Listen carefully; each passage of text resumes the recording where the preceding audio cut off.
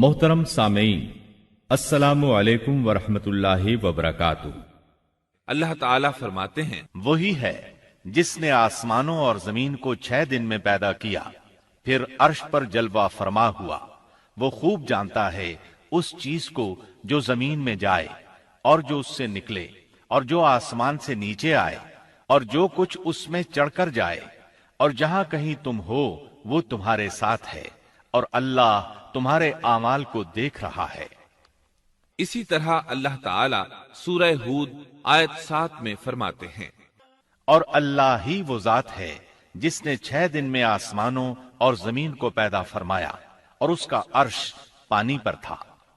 امام احمد بن حنبل رحمت اللہ علیہ نے ابو رزین عقیلی سے بیان کیا ہے، انہوں نے کہا، یا رسول اللہ، أين كان ربنا عز وجل قبل أن يخلق السماوات والأرض؟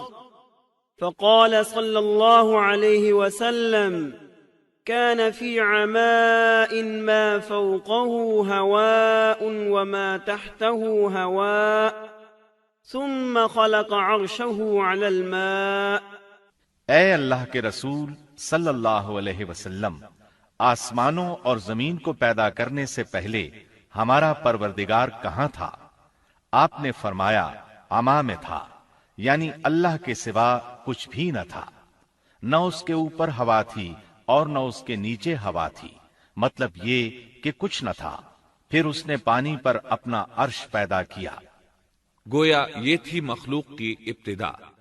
امام احمد، امام ترمذی، امام ابو داود اور بہت سے دوسرے محدثین رحمہم اللہ نے سیدنا عبادہ بن صامت رضی اللہ عنہ کی روایت بیان کی ہے۔ وہ کہتے ہیں، سمعت رسول اللہ صلی اللہ علیہ وسلم يقول ان اول ما خلق اللہ تبارک وتعالى القلم ثم قال له اكتب، فجرى في تلك الساعة بما هو كائن إلى يوم القيامة۔ میں نے رسول اکرم صلی اللہ علیہ وسلم کو فرماتے ہوئے سنا، آپ فرما رہے تھے، بلا شبہ اللہ نے سب سے پہلے قلم کو پیدا کیا، پھر اللہ نے اس کو حکم دیا، لکھ، چنانچہ وہ اسی وقت چل پڑا اور قیامت کے دن تک ہونے والی ہر چیز لکھ دی۔ یہ اللہ تعالی کا علم تھا جس کو قلم نے اس کے حکم کے مطابق لوح محفوظ پر لکھا۔ امام مسلم رحمت اللہ علیہ نے سیدنا عبداللہ بن عمرو بن عاص رضی اللہ عنہما کی روایت بیان کی ہے۔ اس میں سب سے پہلی چیز کے بارے میں وضاحت کی ہے، اور جمہور فقہا کی رائے بھی یہی ہے۔ عبداللہ بن عمرو رضی اللہ عنہما بیان کرتے ہیں، سمعت رسول اللہ صلی اللہ علیہ وسلم يقول كتب الله مقادير الخلائق قبل أن يخلق السماوات والأرض ب50,000 سنة قال وعرشه على الماء۔ میں نے سنا آپ فرما رہے تھے، اللہ تعالیٰ نے آسمان و زمین کی پیدائش سے 50,000 سال پہلے تمام مخلوقات کی تقدیریں لکھ دیں، اور اس وقت اس کا عرش پانی پر تھا۔ اس حدیث مبارک سے واضح ہو گیا کہ سب سے پہلے پانی اور پھر پانی پر عرش پیدا کیا گیا، پھر قلم کی پیدائش ہوئی، اس نے تقدیر تحریر کی، پھر آسمان اور زمین کی تخلیق ہوئی، اور جس حدیث میں آیا ہے کہ ابتدا میں قلم کو پیدا کیا گیا، اس کا مطلب یہ ہے کہ اس جہان کی مخلوقات میں سب سے پہلے اس کا نمبر ہے، نہ کہ باقی تمام جہانوں کی مخلوقات میں پہلا نمبر ہے، اور اس کا تذکرہ بخاری شریف کی اس حدیث میں ہے۔ قال اہل الیمن لرسول اللہ صلی اللہ علیہ وسلم جئناک لنتفقہ فی الدین ولیسألک عن اول هذا الامر ما كان قال كان الله ولم يكن شيء قبله وكان عرشه على الماء وكتب في الذكر كل شيء وخلق السماوات والارض۔ یمن سے آئے ہوئے ایک وفد نے رسول اللہ صلی اللہ علیہ وسلم سے کہا، ہم آپ کے پاس دین کی سمجھ اور ابتدائی خلق کے بارے میں پوچھنے کے لیے آئے ہیں، یہ کہ سب سے پہلے کیا چیز تھی؟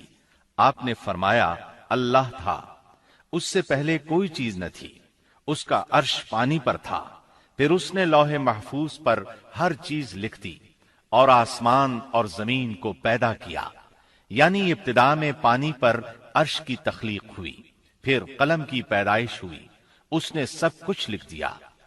علماء کرام کا بیان ہے، قلم کے فوراً بعد لوح محفوظ کو پیدا کیا گیا، چنانچہ قلم نے لوح محفوظ میں ہر چیز لکھ دی۔ اس کے بعد کائنات کی باقی مخلوقات اور آسمان و زمین کی پیدائش معرض وجود میں آتی گئی۔ اشیاء کی پیدائش والی ترتیب میں علماء کرام کے کئی اقوال ہیں، اور ہم نے آپ کے سامنے جمہور علماء اور فقہا کی پسندیدہ اور راجح ترتیب پیش کی ہے۔ آسمان اور زمین کی مخلوقات کی ترتیب کیا ہے، اس بارے میں امام مسلم رحمت اللہ علیہ نے سیدنا ابو ہریرہ رضی اللہ عنہ کی روایت پیش کی ہے۔ وہ کہتے ہیں، أخذ رسول الله صلى الله عليه وسلم بيدي فقال خلق الله عز وجل التربة يوم السبت وخلق فيها الجبال يوم الأحد وخلق الشجر يوم الاثنين وخلق المكروه يوم الثلاثاء وخلق النور يوم الأربعاء وبث فيها الدواب يوم الخميس وخلق آدم عليه السلام بعد العصر من يوم الجمعة في آخر الخلق في آخر ساعة من ساعات الجمعة فيما بين العصر إلى الليل۔ نبی اکرم صلی اللہ علیہ وسلم نے میرا ہاتھ پکڑا اور فرمایا، اللہ تعالیٰ نے ہفتے کے دن مٹی کو پیدا کیا، اتوار کے دن زمین میں پہاڑ، پیر کے دن درخت، منگل کے دن تکالیف، مصائب، جراثیم اور بیماریاں، بدھ کے دن نور کو، جمعرات کے دن زمین میں چوپایوں کو پھیلا دیا، اور تمام مخلوقات میں جمعے کے دن کی آخری گھڑیوں یعنی عصر سے رات کے درمیان میں آدم علیہ السلام کو پیدا کیا۔ مطلب یہ کہ ابتدائے آفرینش میں جن مخلوقات کی تخلیق ہوئی ان میں سے آخری مخلوق انسان تھا۔ اس حدیث میں مختلف حالات کو نہایت وضاحت سے بیان کیا گیا ہے۔ اس سے بخوبی پتہ چل گیا کہ ابتدائی مخلوقات کی ترتیب کیا تھی۔ ان میں سے آخری نمبر آدم علیہ السلام کا تھا، جبکہ آدم علیہ السلام نسل انسانی میں سب سے پہلے اور تمام انسانوں کے باپ ہیں۔ انسانوں سے پہلے فرشتے اور جن پیدا ہو چکے تھے۔ صاحب عقل مخلوقات میں سب سے پہلا نمبر فرشتوں کا، دوسرا نمبر جنوں کا اور آخری نمبر انسانوں کا ہے۔ فرشتوں کا اصل ٹھکانہ آسمان ہے۔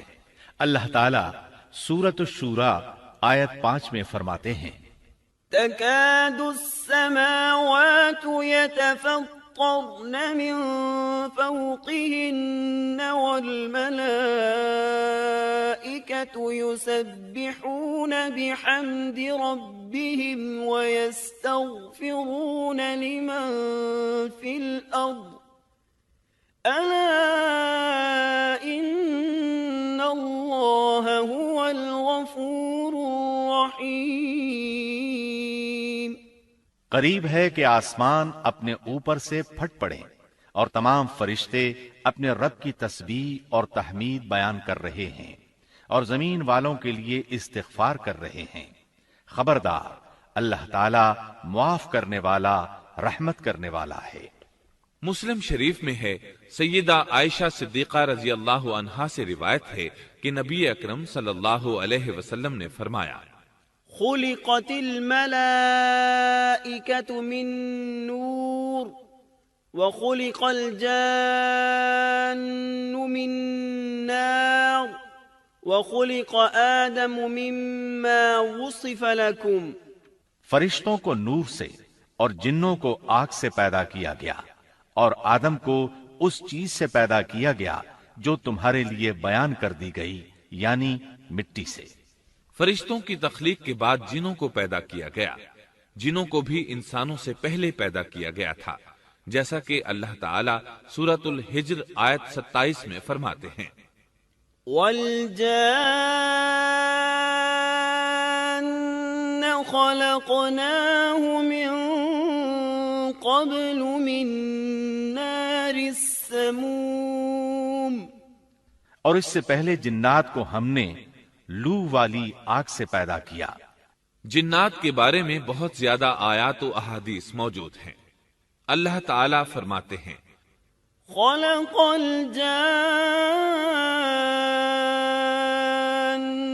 مِن مَّارِجٍ مِّن نَّارٍ، اور جنات کو آگ کے شعلے سے پیدا کیا گیا۔